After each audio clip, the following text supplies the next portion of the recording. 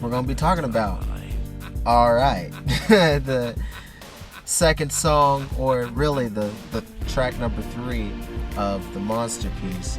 The Monsterpiece, if you've listened to it, you will know that it actually plays out like a hip-hop musical. It's an experience. You just follow this journey of me as an artist trying to break into the industry and make it big. Now this track, Alright, has the most exposition in it because like outside of the piece parts in the album that kind of fill in the blanks of what's happening, that give you like almost like a little time lapse kind of idea to the experience.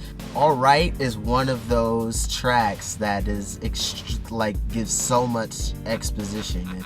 That's why writing it was quite an interesting process, because I knew what track was coming after it, which is the show, and I knew what all I needed to be told in the story, but I had to try and deliver it in a way that I thought would still be quite interesting to listen to and get all the information out that's necessary. That way you don't feel like I jumped place and didn't make sense. And it also introduces one of the characters, although he's not heavily mentioned. It actually brings up the idea behind kind of how I feel about the industry in general, and kind of how big media wants to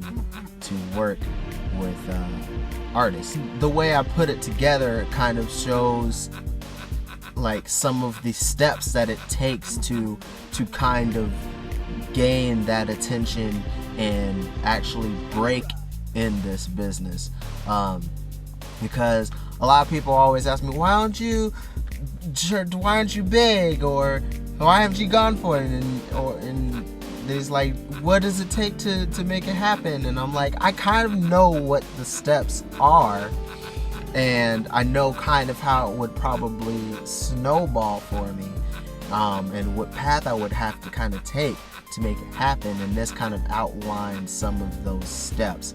So that's why in the first verse, it literally picks off where Mastermind ends, and that's where at the end of the album version of Mastermind, you hear that I'm like, oh my gosh, I got my single on the radio. That means the song, the video itself, if I really were to push it in the way that way, it would have blown up. It got big enough and got enough traction, a lot of people coming to see it, that they eventually would have to start playing it on the radio. Kind of like how songs like You Guessed It and songs like Gangnam Style worked. And What Did the Fox Say? Like those videos, even though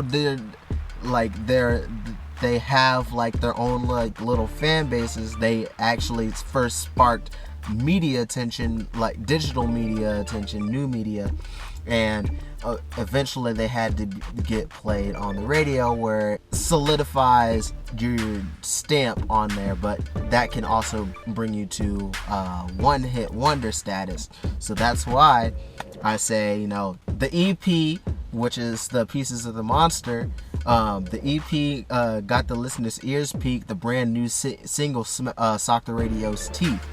It's time to teach how to breach 15, like my 15 seconds of fame. Go on to show all the different steps that have to do with the second verse is talking about the blog site and try and get opening acts and stuff like that, and trying to reach that status. And when you really get that marketing push behind like a single, or maybe a small project that you notice has gotten attention, you may want to start looking for some management if you don't already have it, because they'll help get even more connections. Like, I know of a local artist by the name of Seuss, and he's dope. He started off doing a lot of stuff on his own, and even uploading stuff on a website that runs like contests like monthly, and he did really well on there, so that captured him a lot of attention, and also getting a few local shows, and he got management, and then that got him connected to open for much bigger acts. Like, he opened up for Bone Thug, he's opening up for Snow the Product, open for the Lynch Hung, I believe, a Popper. There's different bigger names that he's actually been able to open for, and it's because the management ended up getting him even bigger spots to open for. So he's taking the right steps. So I just kind of bring that into like rhyme form and kind of storytell to see, is like, okay, I'm gonna try and get management. Now, the character that I kind of slightly introduced, and he's carries out throughout the project as well. He goes by the name of Nate. At least that's what he tells me at the end of the second verse, once I decide to go ahead and hire him. So like throughout the album, you hear me talking to Nate every once in a while about some of the decision making process. The thing is, his name, if you catch it, and at the end of that second verse, I call him Mr. Dustry, and he's like, all right, but call me Nate. So his name is Nate Dustry, and that's supposed to be a fun play on words, because if you were just to take his first initial and his last name, you get Industry. So the thing that kind of showed how I think big media would kind of take to me as an artist, the reason why I picked Mr. Dustry is because he says, I handle the art and he'll handle the business side. It's like, so yeah, all I gotta do is just worry about creating music, and he'll handle all the money and all the business deals. So it seems like they'll give you like all free reign and just kind of let you create, and he'll handle the money side. So in the industry, sometimes they do let you do all that, but they don't give you all the money to help make all that. Other times they make you put a lot of money into your art yourself, and they won't give you the enough monetary push to complete the marketing and make your album an even bigger success. Because even though a fan base is very, very important, and a supportive one is very important, you still need to gain new ears, especially when you're starting off.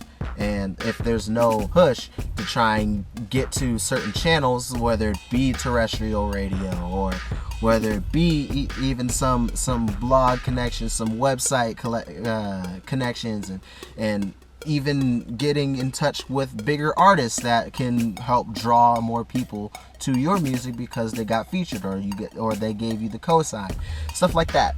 Because sometimes it's hard to get an ear of someone in a higher level to try and broadcast the rest. So that's why, like I said before, management is very, very helpful, because that can increase your range, because through this other person, with these connections, it just webs out. First thing that we actually end up going into, which kind of goes on to continue the story, you see that he actually gets me opening spots for some bigger local artists, where you actually hear me and this Nate character actually discuss different options, because it's like, hey, touring is very important. He's gonna help me get on an opening slot for different artists that are touring. So I decided to go ahead and shout out like some people that I support and enjoy that would be great opportunities. But the independent label like Funk Volume So I talk about Hobson and Funk Volume being able to open up for them, because that would be a great and an actual kind of a plausible next move if I'm getting the buzz. Like, these are the people that I think would actually give opportunities to the artists that are getting a buzz. Being able to open up for like a Funk Volume show, or maybe a few shows in like a local area or something like that. And then the next person I happened to mention was Snow the Product. Now, that's kind of what I thought, because she's a pretty big, independently based artist who happens to tour a lot and has a huge national fan base despite not having a major label release. And then the last person, this one was The Reach, because this was also around the time when Logic had ink drying on that Def Jam deal.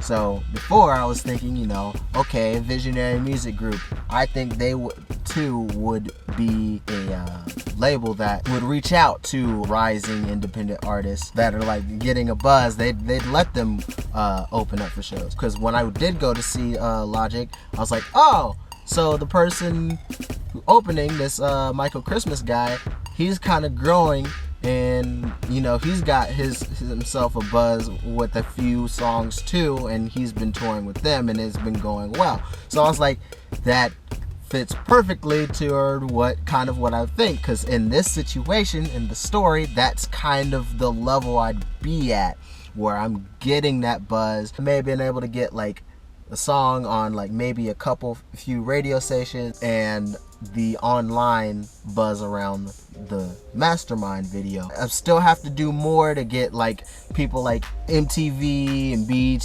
to really like fully support everything that I'm doing, so I have to continue to put in work. But it's enough to be like verified on Twitter and Facebook and stuff like that, because the name is synonymous with the wonder of the Mastermind hit that would have taken off at this point. So yeah, it was kind of interesting to try and put all that information in a pretty realistic way and slightly entertaining way as best as I could. The only thing that makes Alright to me passable is the chorus. It's just that alright that you can kind of sing along with, because everything that happens in the verses is like so dense and so storytelling based. That's why I consider this probably the weakest song on the project. I don't think it has as much replay value. One of those songs that you only play when you want to relive the entire experience. I tried to make a lot of songs for this project in a way where you can listen to it in the whole grand scheme of things and enjoy it, but you could also just take a few songs and enjoy it for just it being the song itself. This is the only one that I think kind of fails the test, discounting the piece. That's always just been like separate pieces, and you know, you just kind of put it all together. But yeah, so that's Alright. It's an alright song. Maybe you should be the judge. The next song is gonna be The Show, so I'll play the show footage of me doing that song and do it pop-up style like I did with the Mastermind video. So yeah, Rap Genius. Well, now it's just genius.com. Look me up on there if you think you can explain some of the lyrics. Go ahead and do that. And also, if you want to be part of a video that I'm going to be doing based around the function of Rap Genius, let me know, because I have a cool idea that I've been wanting to do for the longest that I need people for.